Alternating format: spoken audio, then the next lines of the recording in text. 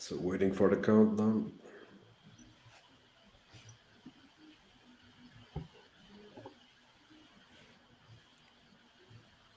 We are live.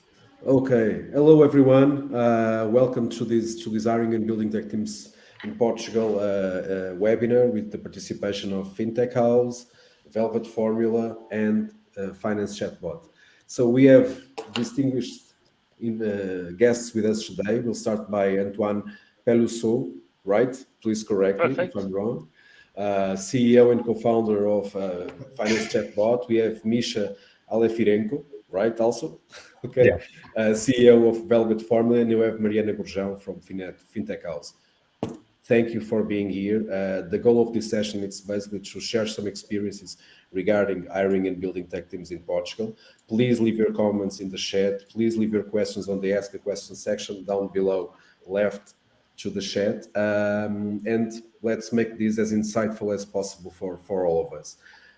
This session will also be recorded and will be immediately available immediately around 10 minutes in the same link. So if you want to rewatch it or share it with any of your colleagues or friends, it's as easy as you have done inscribing to this event. So I'll start first of all by presentation. So I'll ask Antoine and Misha, please, if you can talk a bit about your company, small introduction about yourselves, also your journey, and then we'll skip to the first questions. Okay, I'll start with Antoine. Cool. I'm Antoine, originally from France, as you can maybe hear, born and raised in Paris. I'm a more of a business background that moved to South Africa in 2014 to start first business that led me to creating FCB.ai that we launched in 2017.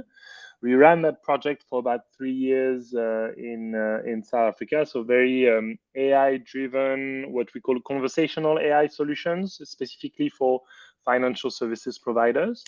Founded it in Cape Town, moved to Johannesburg, and then about a year ago, literally a year ago, on the 1st of December last year, we decided to move to Portugal as one of our European expansion plan. So I live in Lisbon, but I'm currently in South Africa at the moment because it's summer down there. So it's a bit nicer to be in South Africa at the moment, even though we create new variant. Apparently, that's what I heard. I was probably patient number 2 or 3. Anyway, so yeah, our European expansion started by Portugal for many different reasons.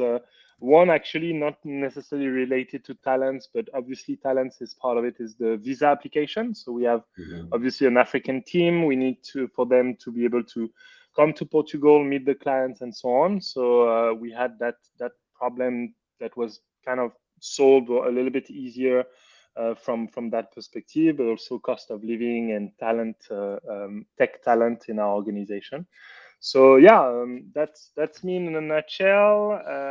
We work now with quite a few clients in Portugal, which we are super excited, like of the group Ageas, Aegon, Santander, and other couple of brands like EasyPay.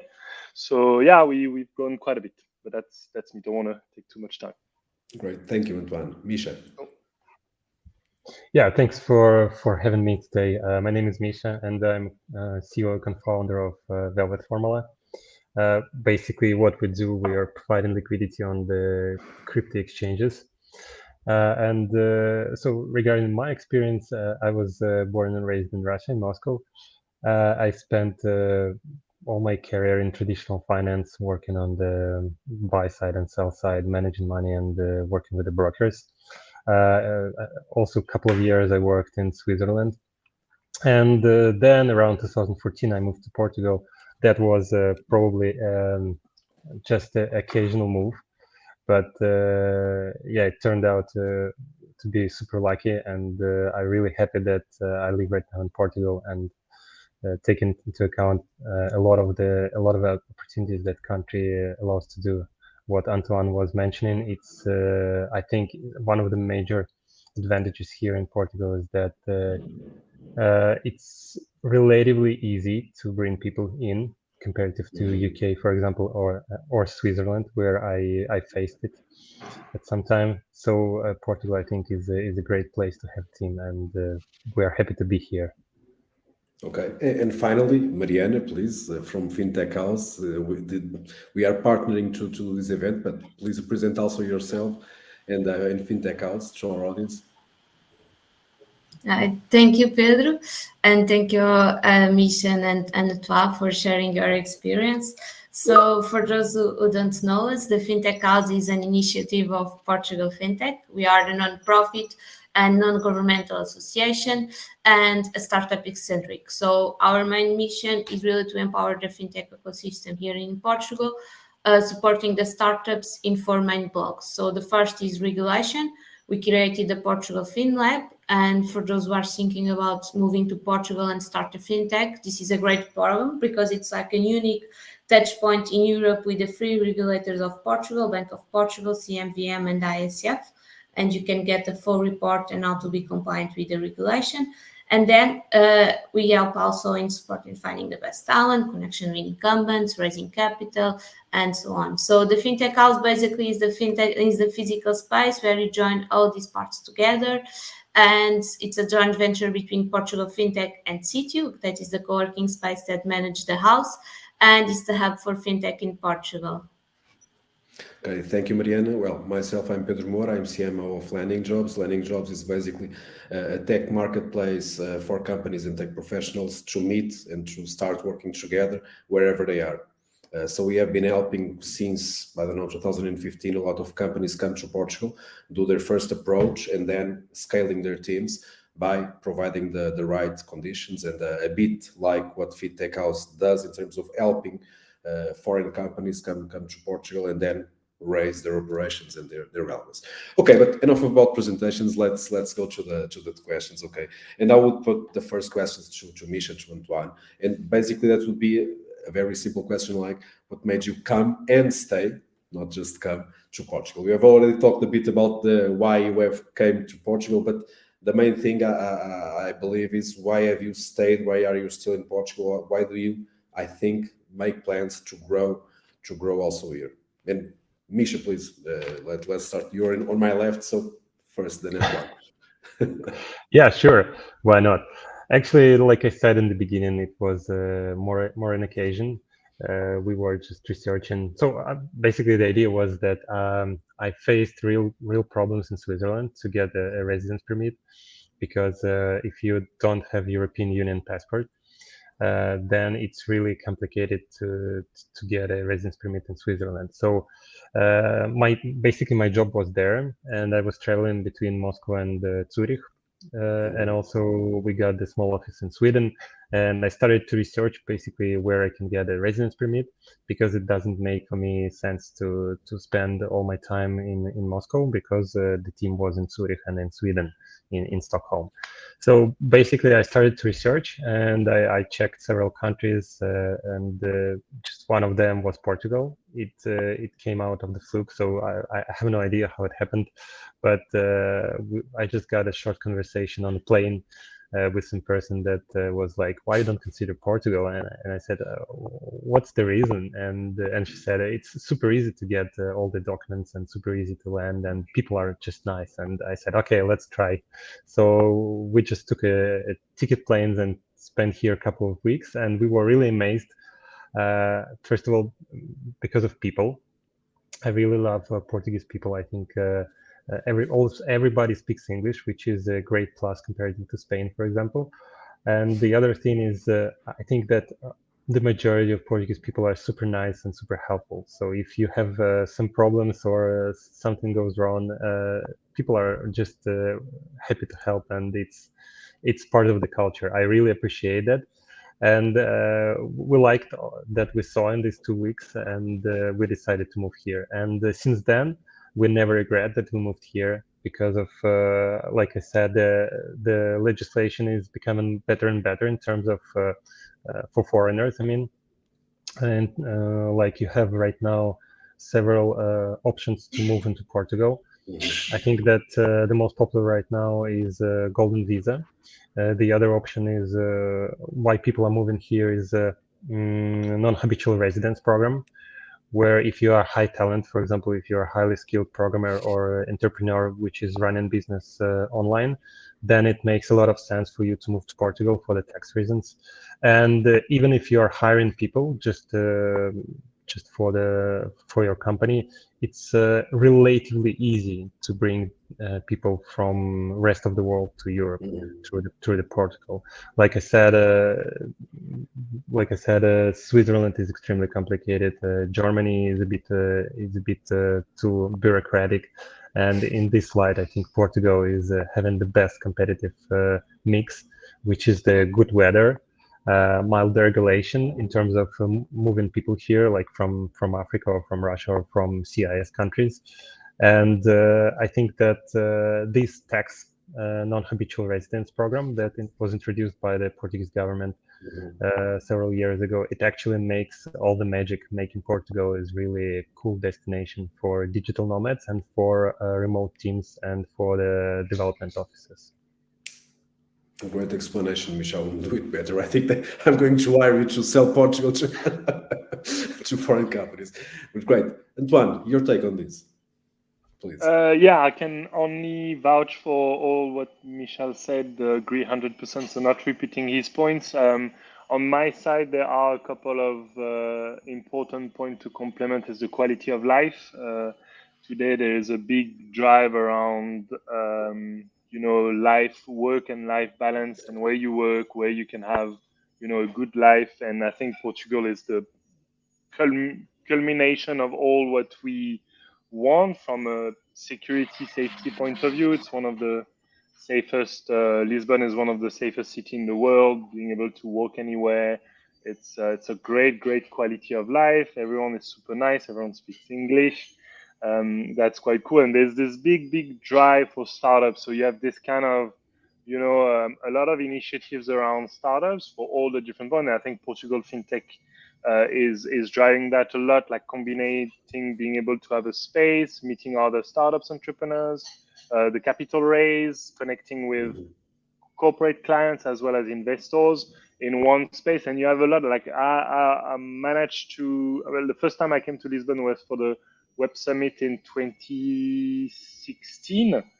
And it was an eye-opener, like seeing 60 at the time, because this year was not the same, but 60,000 people all together in a booming city with this kind of dynamic. You felt you were in like European version of New York, like that drive of doing things and making it happening.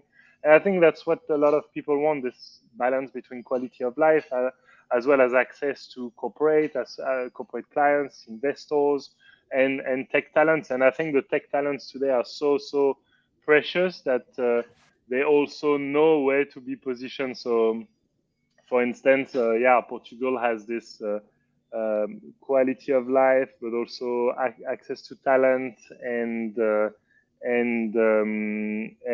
ecosystem that is being built at the moment that is super exciting. Cool. You know that according to the Worldwide Security Index, Portugal is in the third position, but the first two positions are islands: New Zealand and Iceland. Okay. In continental terms, it's kind of it's cool. And Mariana, do you want to add something here? We have the perspective not of a startup, but of a bunch of companies, right? The ones that are already in Portugal working with you or not, but also from other companies. Can you put some words here regarding your perspective, FinTech House perspective on this? What do you think is happening? You're mute. Still. Okay. It's working. Okay, great. Sorry, my browser just freeze. So yes, of course. So I think most of our members are international. So I would say like 80% of the residents of the FinTech House are from other countries. And we see that although we are still in an early stage, it is growing and developing rapidly. So in terms of investment, Lisbon, the startup scene has grown by 30% every year since 2016, which is like twice of the rest of the Europe, which is huge. And we had this year the first fintech unicorn, Fidzai, which for me is like a validation of the local ecosystem.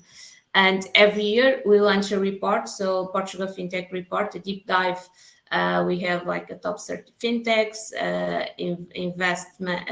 investment topics, and so on. And this year, the top fintechs in Portugal have raised around 400 million euros, which is also used and is a validation of what we are doing.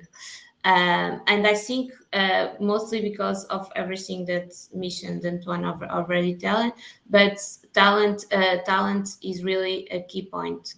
So we have the startups that we have here in the house mostly tell me that they move here because of talent. So of course English is widely spoken, and we have a high rank of graduates, masters, and with competitive salaries compared with the rest of Europe. And then, of course, legislation. And even if, for instance, for startups that are working in blockchain, we have regulation and legislation better compared to other European countries. Okay, great. We have already talked and discussed some of the competitive advantages of Portugal.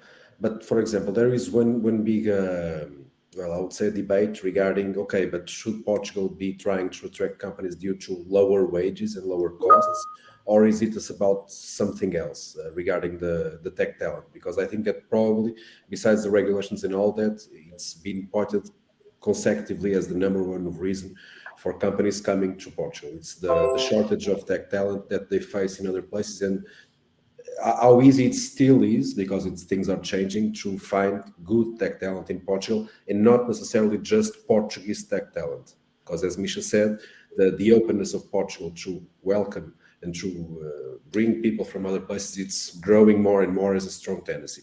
What do you think about this tech talent in Portugal question? Antoine, do you want to go first now, to not put Misha always on the first spot? You're mute. Yeah. Maybe you freeze as well. You can't unmute. Oh. Yeah, this happened to me as well. Joanna, can you help? Joanna is in the backstage helping the operation. I'm trying to unmute Antoine, but I can't also. Okay. Okay. It's Misha. a connection problem. Okay. Yeah, let me just take over from here. So, if I understand correctly, the question was how do we find the quality of the tech talent here Quality in Portugal? or other characteristics, culture, I don't know. You have salary, you have the quality, you have the availability. So, regarding tech talent, what do you think about the Portuguese ecosystem? Yeah, it's a great question. Thanks for that. First of all, I think that the tech talent is actually really global right now. So from my experience, because we are actively hiring developers, writing in Rust programming language, and it was extremely complicated. It's not only the question of Portugal, it's the question of worldwide talent. So right now, if you are a good programmer or good tech specialist, you don't belong to the local market anymore. So basically right now, market is global. So people from Portugal can work for the Silicon Valley startups, people from Russia working for UK companies, and people from Portugal can work for Switzerland as well, remotely.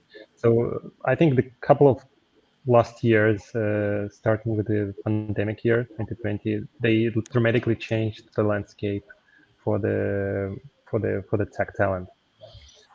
So basically, we've got fast forward in these 2 years, like 10 years went during these couple of years, just because it was forced by the government and it was forced by the companies as well. So the talent completely global. And right now, I think that people, basically, if you come into Portugal, you do not compete for the local programmers or local tech specialists. The market is global, so you compete everybody else competes with everybody else, and in that way, Everywhere. yeah, everywhere. And in that way, I'd say that Portugal is a bit a hard place to find tech talent, because all these people that you try to recruit, they are probably looking at the Silicon Valley salaries, and they got the job offers from there. If you're really a good tech specialist, you basically can choose to work remotely for United States, and that actually is something that is really hard to compete with. But And that's happening for all, right? I think that's your key yeah, message. exactly. I think that the inflation of the salaries for the tech specialists in the couple of last year was, I would say, triple digits. So Yeah. it's really hard to hire people. So I cannot say anything specifically about Portugal because, like I said many times, it's a global market. But I think Portugal has a very huge advantage in terms of the specialist that not exactly technical, but can be nearby, like UX design. I think that Portugal has a very strong school of design, and like I said in the beginning, the language is a huge advantage because Portuguese people are generally speak at least English, and because of the nature of Portuguese language, almost all Portuguese understand Spanish and can speak a little of Spanish, which is actually dramatically expands your sales area, not through the Portugal and Spain, but also through the whole Latin America. So I think in that way, Portugal is a great place to hire business development and operations managers, because these guys can help you basically can bring this culture of working together, and they can unite several, so they can cover several languages and several markets, like I said, Spain, Portugal, and Europe, and England, obviously, because everybody speaks English, and Ireland. So you cover pretty big chunk of Europe by hiring people here in Portugal, and you're automatically covering all Latin America because obviously Brazil speaks Portuguese, and Yeah. all the other countries speaks generally Spanish and a bit of English. So I think that Portugal has clear advantage in terms of setting up the sales office here, because I think that in the sales space and the operation space, there is no such huge inflation of the salaries like in tech talent. So I think that Portugal is a perfect place for the company to set up the sales office, or probably it's the place where people from other countries can come. Like I said in the beginning, the legislation is quite mild. If you want to bring your people from the other who work for your company in the other countries, so you can bring the team together, and I think that's a great advantage. So that's what I think about the tech talent in Portugal. Yeah, it's one of the things we just to add a small point. We every year we do a tech career survey to Portuguese Hmm. tech talent. This year we are making it for the whole world. But the last year's reports regarding salaries, for example, has shown consecutively that people working for startups or scale-ups, their wages are increasing, while people working for consulting firms or corporates are basically remaining on Right. the same line. And one second thing is that the feedback that we have from dozens of companies that we have worked with a long time that have come to Portugal to build tech teams, they have been saying more and more that it's not about the wages. This Hmm. more specifically for tech. It's not about the wages, because nowadays, if you go for Eastern Europe or for some other geographies, it's really the way that the Portuguese tech talent work in terms of not only qualifications, but the way that they interact also with people from other places, and in some way make Right. kind of a bridge between Exactly. people from other places. And that's very interesting to understand, because it goes not just to the technical skills, but also for the culture, and the way that Yeah. you assemble different parts to get a proper running engine. Yeah, exactly. I think soft skills are just great in Portugal because I think it was just a cultural thing because a lot of Portuguese people worked abroad previously. And even today, a lot of people who study finance, for example, they go to London first to have a job there. And at some point, they want to come back to Portugal. And here right now we have, like you said, we have the corporates like consulting companies that have a high quality people that are actually a bit tired and bored and working for these big companies. And here there is a flourishing startup stand where these people want to move. And I think that Portugal is the perfect place because people are coming back from London, from Switzerland. They have enough experience. They have, like you said, these building connection skills, like the soft skills. And you can hire these people and they can help your company to put things together. Great. Antoine, your take on this Portuguese tech talent, building teams. How do you see the Portuguese tech talent comparatively? Not just the Portuguese tech talent, but tech talent that is able to come to Portugal, comparatively with the other realities that you know. Yeah, it's definitely a challenge to recruit. I was again reading a tweet from I don't know if you guys know Minala Hassan. She's a general partner, founder of a VC from San Francisco, K2, and she was writing literally a couple of days ago. I suspect many recently seed funding startups will die despite quality of product team and being funded due to an inability to recruit and scale fast enough. And I think the supply demand ratio is way out of whack at the moment and it's not getting better. So there is a combination of factor between the geography, even though it's mitigated by the globalization today and the digitalization of work where you can work remotely and so on. But culture in enterprise, culture in company combined with the right geography and the right mission and vision can help recruiting, but it's still my biggest challenge that I've gone through for the past 5 years, recruiting the right people. And it's beyond culture, it's beyond where you come from, it's beyond many. It's like it's a big challenge, and tech talent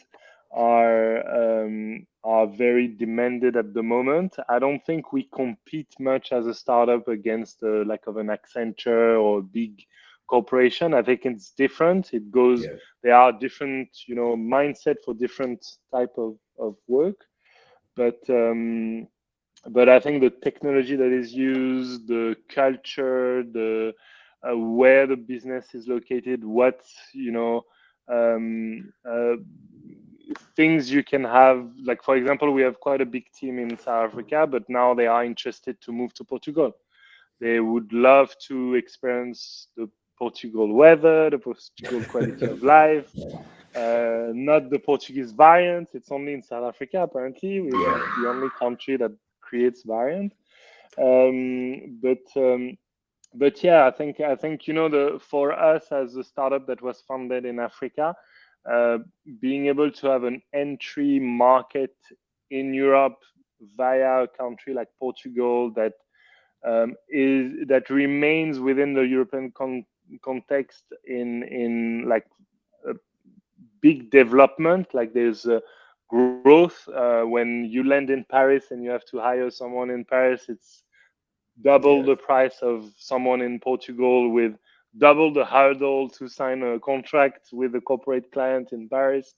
So yeah, I think Portugal has a very interesting situation where they were a little bit behind and now they're catching up quite quickly.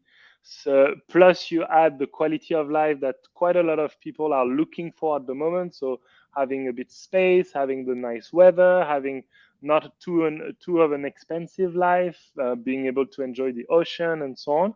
So there's kind of this like probably 5 to 10 years opportunity in Portugal where a lot of people are moving, prices are still decent, talents are there, and the globalization and today's organization of businesses allow to recruit remotely.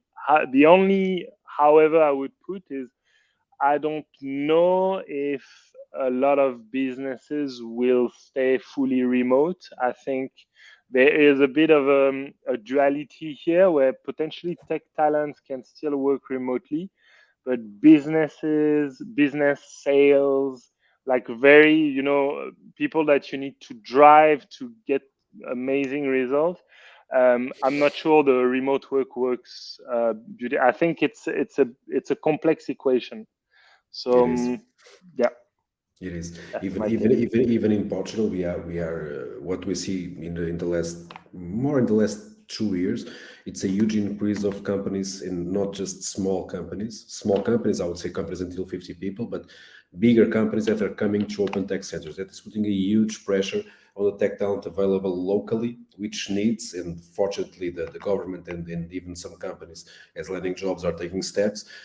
We have to dramatically increase the number of people that we have working in tech in Portugal, and not just graduating people from Portugal, but bringing people from other geographies here. People from Africa, from South America mostly, because there's a huge wish, as you said, of a lot of people from, for example, from Brazil to come to work, and we are kind of counting on increasing. We have, for example, we have a goal of bringing 20,000 new tech talent, bringing or creating 20,000 new tech talent in Portugal to meet the immediate needs, not even the needs for the future, because it's getting scarcer and scarcer everywhere. And one interesting thing that is happening is a lot of people are coming to Portugal, not necessarily to the big cities like Porto or Lisboa, but coming to work in the interior of Portugal, choosing, and mostly people with families. That's also a very interesting trend. People with families coming to Portugal for the quality of life, but not necessarily staying or working in the big cities, going to the interior regions of the country. We have, for example, Fundão. It's a city in the interior that they have made a great work. They have thousands of people who want some place where there was nothing tech related. So there are a lot of cool examples. Mariana, what do you think about, from your experience in fintech houses, this question about tech talent as one of the main drivers, and the challenges and problems that we are facing, and the opportunities also, mostly in your sector, in fintech? Yeah. So I think I agree with everything that have been said, and we are being reached out by big fintech players to come to create their own tech hub in Portugal, and mostly is not about the wages, as you said. It's really about the quality of life and cultures, because I always joke like, oh yeah, it's about the wages, and I get this answer that no, actually it's not, because it's really because of the competition. They see Portugal as a competitive advantage to the company to attract the workers, to attract the employees, basically in the quality of life. And these help the companies to reduce in the turnover, and I think quality of life and culture are what the companies are really looking for, basically to attract the employees to Portugal. Yeah. One thing that I will grab this opportunity to introduce is also, and specifically for the fintech, I have been watching in the last months very interesting movements, not just from companies and tech talent, but from communities. For example, I have the notion that in the last 6 months, there were, I don't know how many blockchain events in Portugal that I didn't, the Binance guy was here, the guy from, what's the, I don't know, a lot of them, and what is happening here, right? So it's not just the companies, but there's this kind of, I don't know, it feels that there's this kind of movement with an international perspective of people joining in Portugal as communities. And, well, Yeah. what can you tell a bit Yeah, about you're this? absolutely right. Yeah, absolutely right. There's a new trend, I think, in crypto, that this magic combination of non-habitual residents plus good weather and plus really nice place to live, like safe. For crypto people, it's actually one of the top priorities, because a lot of these people who invested in the Ethereum ICO, or for example bought Bitcoin early on, they are multi-millionaires. Some of them are even billionaires right now, and for them it's kind of very important to be in place where still it's safe, where it is good weather and great taxes. So you can mix some of these. You can get some of these somewhere else. For example, on islands in the Caribbean, for example, or wherever, Singapore, for example. But if you was born in Europe or let's say in the United States, probably you don't want to go to Singapore or to Southeast Asia for a long time, because it's a great thing to be there for a couple of months, but it's culturally completely different to what you used to. And I think that a lot of people are choosing Portugal because of this mix of the non-habitual residence opportunity, weather, and because you're still in Europe, where it's safe and you can travel across Europe quite Freely, yeah. easily. Yeah, and you're completely right, because I've been on almost all the conferences that been here in Lisbon during October and November. Yeah, like there was guys from Solana, from NEAR, the top names in the blockchain industry, and yeah, Binance guy, CZ was here as well in November, no, in December, sorry. Yeah. Yeah, I think Portugal is quite attractive for these people to come and benefit from the special tax regime and from the weather. And moreover, I think that I spoke to a lot of founders in crypto space, and they also either moved here or considering moving here because of the It's very interesting. yeah, the named like what I was talking about a couple of seconds ago. Yeah, so I think the Portugal has a very right mix of things that actually working right now, and I pray that Portuguese government doesn't change it, because if it continues for several years, we will have a completely top place for the crypto, number Yeah. one in the world. So, we hosted the first Ethereum hackathon here in the FinTech House. So we had more like 300 hackers in the FinTech House, and I received the feedback that you are giving now. It's really about the weather and taxes. So we had a lot of hackers coming here and said that they will be living here in the next few years, because it's amazing. And this particular in the fintech house, because it's a palace, most of the people are not used to, so it's not common in places that are not Europe, like working in kind of a palace and so on. So it was really good to see the feedback and all the blockchain vibe. So we have, and I would say that you were the best person to talk about it, because I know you are in all blockchain events that week. Yeah, I confirm the interest of Portuguese tech talent in blockchain, because we have made the FutureWorks Tech Conference our annual big conference just for tech people, and the blockchain-based sessions were among the most sought for ones. We had this guy Philip Zimmerman, the creator of PGP, and it was the room fully packed, for everyone trying to listen to him. I'm going to divert a bit the route here, and going to Antoine. That you have people not only in Portugal but also in South Africa and probably in some other places. Yes. What's your experience managing distributed teams, among these regions? Because it's one of the biggest questions that companies sometimes have is, okay, but we can go and open a tech team in another place, but will it work in terms of work and time zones and collaboration and the synchronous and synchronous work? All the zeitgeist wars that we are facing. What's your experience in this case? Yeah, I'm not gonna lie, it has been a challenge. We still operating to quite a number of changes at the moment in the way we work and our optimizing of allocation of work compared to different markets, roles, and responsibilities. But pretty much what I see working from a tech point of view is having a very strong project delivery manager that is able to coordinate all the talent together, as well as getting this business view of whatever we're trying to deliver.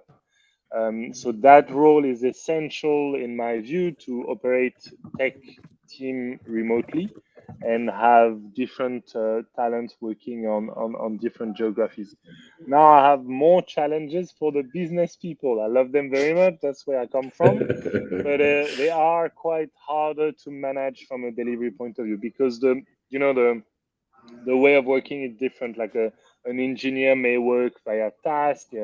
It's a very much more followed up kind of work. You have the Scrum methodology. You do sprints. You have all More of that. structured, right? Yeah, more structure, more monitored. But you know, a salesperson, if you don't push that salesperson to have 3 to 5 meetings a week, yeah, it kind of be a bit on the back foot. So I kind of envision this flexi work type of approach where tech people, if they want to meet once a week to be able to assess the priorities, do a review, retro, etc., makes sense to be together, but not mandatory because of geographies. But business people, at least from a market point of view, for me, they have to be together three days a week. It's otherwise you know, it's so funny now, but you have, and I respect totally the fact that you have, you know, families and kids and so on, but now it's like almost the other on. Like before the pandemic, everyone was managing, you know, dropping kids at school and then finding a way to get the kids back at like 4 p.m. and so on. And now today with the remote situation, now everyone is doing that themselves, and it becomes almost an issue for the business to ask someone to pitch at an 8 o'clock meeting, you know, when the official work hours is 8 to 5 or 9 to 6, you know. So now, yeah, there's it's quite a challenge, I must say. Do you have people in different time zones? Because South Africa and Portugal, if they are not in the same time zone, they are +1, -1. I'm not completely sure. Yeah, Right now. with the daylight saving, it's 2 hours difference now. Really? Yeah, but usually it's like it's 1 hour max, which is completely. So we decided to do an expansion around time zones, not size of markets. So Portugal is one, France, and all that is pretty much on the same time zone. But yeah, the 2 hours gap or culturally how people work can define that. So, for example, France is like very close to the time zone of South Africa, but France has a culture of starting work late, finishing late. So they start at like 9, 10 a.m. and finishes up to 8 p.m. But South Africa, it's the opposite. They start early, they finish early. So even though it's pretty much on the same time zone, Yeah. you still have 2 to You 3 have hours. you have two time zones. You have the official one and the work Exactly. schedule one. Okay, Exactly. okay, it's interesting, but it's very interesting the 2 points that you focus. It's that time zone it's important, but culture is also very relevant regarding the ability Yeah. for people to be able to work together. Misha, in this case, what's your take on this? Because these are the kind of questions that you know a manager usually pose. Okay, we're going to do that. There's advantages, but what are the pitfalls? What are the cons that also exist? Even in remote hiring. Yeah, remote, mostly remote. The remote work, this thing about having people in different places, not necessarily different time zones. Right. Yeah, I think I just not the perfect person to talk about this because I'm working remotely since 2012, I think. So I never got back to the office since 2012, and all our team is right now working remotely, and we actually would like to continue this in general, especially for the tech team, because I think that 80% of the candidates that we are that we have conversations with, they want to keep opportunity to work remotely. So, and the other 20, they want to go, they want to come to Portugal. So that's kind of, you know, the mix is like that. Yeah, and for me, it's really hard to understand how can I bring people to the office, but we will have to figure it out. Okay, and regarding that part that Antoine mentioned regarding culture, so when you hire people, obviously, and when you expand your teams, you have certain concerns and certain points that you focus most than other. In your case, what would you say are the biggest, you know, topics that you address when you are doing these movements? Yeah, I think for us the biggest topic is safety, because obviously we work with crypto, and that means that when people working from their computers from home, we can't really control what they do.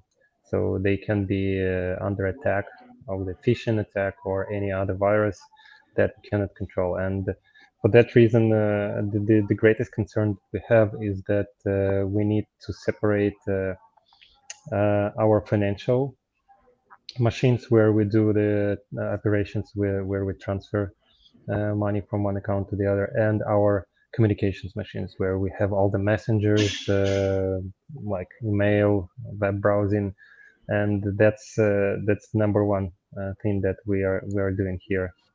Okay, cool.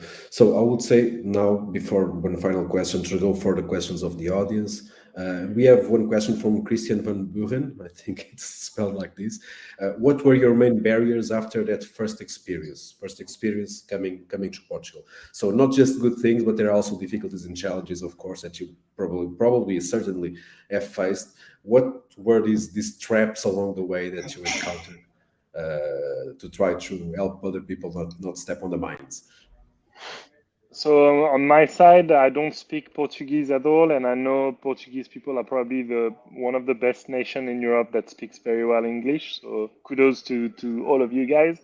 But the administration is not yet in English, and it is a little bit complicated to apply for, let's say, the NHR status on your own. Yeah. To pay a fine, to a couple of little things that may be a bit of a challenge. The example, like the if you set yourself as a freelancer and you are a resident in Portugal, you need to do invoices from your personal capacity, and this whole process is not easy to choose the right box to tick. The right options, in the exactly, a lot of options, a lot of different things. So that has been a little bit of a struggle. Other than that, pretty easy. That has been my only struggle so far. And have you searched for some help, local help, to overcome those problems? I couldn't do it myself. I had to get some help of pretty much an accountant that could help me set that up. So that has been helpful, but it's obviously an additional cost.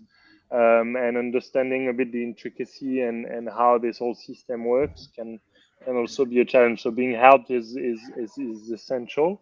And I know the Portuguese FinTech House has helped me also quite a bit on certain subjects. So yeah. So bureaucracy is bureaucracy wherever you go, right? Same but different. Huh? Yeah, Misha, in your case, what were the traps? Yeah, I totally agree with Antoine, because the bureaucracy, it takes some toll. But the good thing is that actually you can hire a very well English speaking person to help you with that, and the costs will be really low comparative to the other countries. So I think that this hurdle you can overcome it quite easily with hiring a proper person to help you with the documents and with the communications with the officials in the government instances, like tax and other social security. Legal stuff. Legal stuff. I think that it's definitely pain in the backside, but the good thing about that is that it actually, I would say that it actually doesn't really. The people that work in these government agencies, they don't really want to make something bad for you. They're just doing their job in their own way, and you just need to find the key how you can put all the documents together and find the right person speaking in English who can help you. Thanks God, it's quite affordable in Portugal, and then everything works. So it's just a bit of time, and then you got all the papers, and everything works. Yeah, but you know something. One of the main challenges in Portugal regarding processes and legislation and legal, it's precisely the simplification of them, because we have this tendency. I don't know. I think we share it a bit with the French guys. Please confirm or disconfirm me, Antoine. Of complicating things, over-regulating, over-legislating everything. It's too much lawyerish on the table for too many time, and debunking these bombs or diffusing these bombs a bit. Well, it's a challenge really. We have another question here from Jody Allen. What are the options for a UK-based company to access talent in Portugal? Would we need to set up a new Portuguese company in order to employ Portuguese workers? Well, I'll answer this one. One of the options that you have, and probably the best one, is something, for example, we at Landing.Jobs do. It's acting for companies that want to build tech teams in Portugal as an employer of record, at least in the beginning, when you try to start getting the first people, hiring, putting them to work, etc. And what usually happens that after the companies grow their team to 10 people, for example, usually they opt for opening a legal entity in Portugal, a branch of the company, and hire all the persons directly. But in the meantime, this employer of record option, it's one of the most sought for, because it really eases up and allows for immediate hiring and getting people to work. We have then another question, which is, how will the widely reported labor law changes impact viability of Portugal as a place to recruit? I don't know exactly to which changes you are referring to, Gavin. If it's the one regarding the employer cannot contact the employee after work hours, I think that has had a huge buzz internationally, but in my opinion, it's not such an amazing or impactful thing. I don't think that it will change a lot. I think that it will basically provide more mechanisms to stop some abuse that might exist from part of some, well, let's say, badly behaved employers that sometimes really, it's the schedule is not 8 to 5 or 9 to 6. Sometimes it's from 9 to 9. And that is not good for anyone. And it's not what tech talent really search. But regarding the tech space, what I think exists, and due to the imbalance that Antoine has also mentioned, where there's a lot of more demand for tech professionals than tech professionals available, the companies that do not treat their employees well will face serious problems to survive, because people will not be wanting to work there. I think that the market itself will regulate that specificity. And last question, for startups, how to find organically tech talent? Where is the best place to look? Technical universities, LinkedIn outreach. Mish has already answered something, but I'm going to pass this question. Mish, if you want to go first, I think we all have something to say here. So how to get tech talent and to get known by tech talent in Portugal if you are a startup coming here? Yeah, I think that the best way to find talent is definitely go into the hackathons like the FinTech House held with the ETH Lisbon. I think that you will find a lot of people that are actually interested in the topic, and they will be really excited and happy to talk to you. That's the best way, is to go to the hackathon or organize the hackathon yourself. The second best option is to go to the specialized communities. If you want to find the guys that program in a specific language or doing the specific stuff, then you have to find the subreddit for that topic and just dive into this topic, see what people are talking, see how you can be useful to them, and try to find people who are actually experts in the area where you need the talent. They might point you to the right people, or they can even come to work with you at some point. And a lot of social media. I'm honestly thinking that Telegram is one of the most advanced out of them. So Telegram, Twitter, probably. So you have to follow people that are regularly writing or tweeting about the specific topic where you're interested to hire people, and organically you will find more about what's going on in the space, and you will find people. You will start to see people that looking for a job, and that's the moment where you have to grab them. Great, Misha. Antoine, what's your take on this? Oh, so many. I think we try to be a bit proactive and create our own event around what we're trying to do. So the lack of webinars, hackathon, as Michel was saying, have worked quite well. But I think like tech talent are so demanded that you really need to put quite a bit of effort to get them on board, and all the non-recruiting communication that you can do or quality content that you can put forward help in this context. It's very much like trying to date, right? You can't put all what you want on the table from day one. You have to show that you want to do something serious and so on and so forth. So it's a bit like dating. You can't just go straight and ask, right? You have to seduce, and that's pretty much the one of the principles we're trying to follow by publishing a bit of content related on the technology that we're using, what we foresee using. That generally triggers quite a bit of interest from specific tech people. Then showing them the way we work and how we want to foresee the relationship with our team members and the culture we're trying to bring, the diversity in our team, the fact that we are inclusive of many different nationalities, as well as we proud ourselves to have a parity in male and female. So we have actually more female in our organization than male at this stage. So it's also one thing that shows being a bit more, I think, in today's dynamic, if that makes sense. And yeah, I mean, I'm spending half an hour to an hour every day on LinkedIn. No? I'm not lying. So checking out what competitors have as talents or related companies, and trying to see if people are available. But yeah, it's a volume game. It's like a sales pipeline. Huh? You need to build your pipeline for candidates, and it's an ongoing thing. If you start looking for talent when you need talent, it's wrong. You're gonna recruit fast, you're gonna hire fast and fire slow, and it's the other round that you should do. Hire slow and fire fast.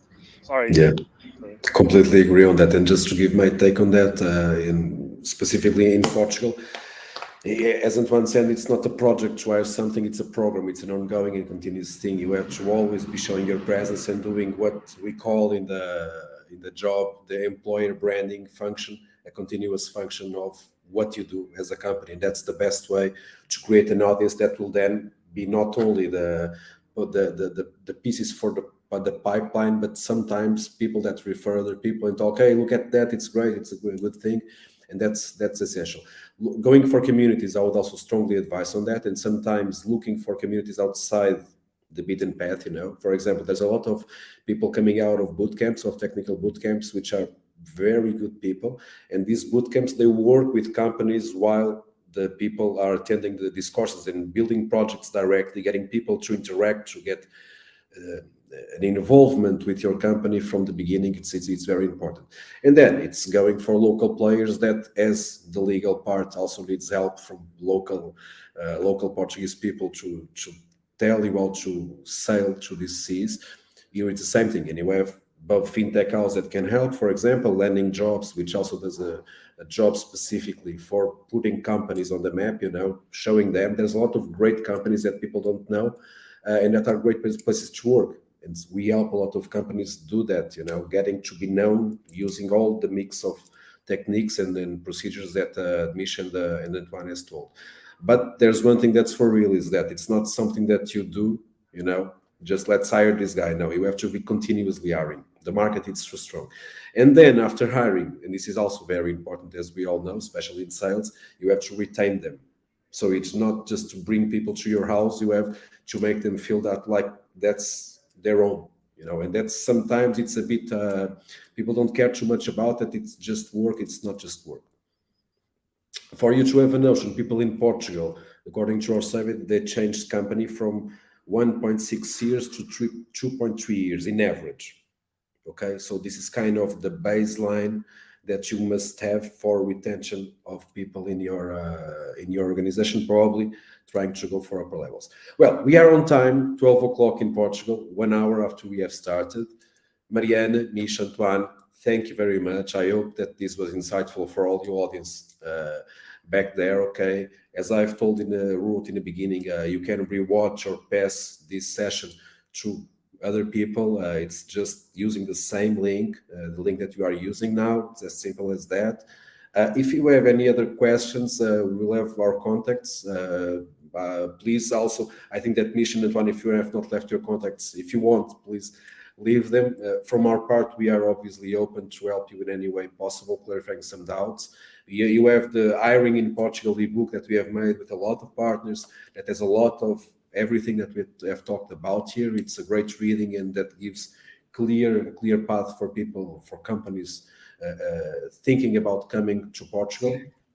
And once again, thank you very much. Antoine, Misha, Mariana, you're the best. Thanks a lot. Thanks to FinTech House for partnering with us. I hope we meet in person sometime soon to have some drinks. One of the things for people that are at the house, it's one of the best indicators for the cost of living in Portugal or any other country is the price of a beer. You know, here it's around €1. So it's cool. Love it. Bye-bye, everyone. Thank you. Bye, everyone. Bye. Cheers. Bye.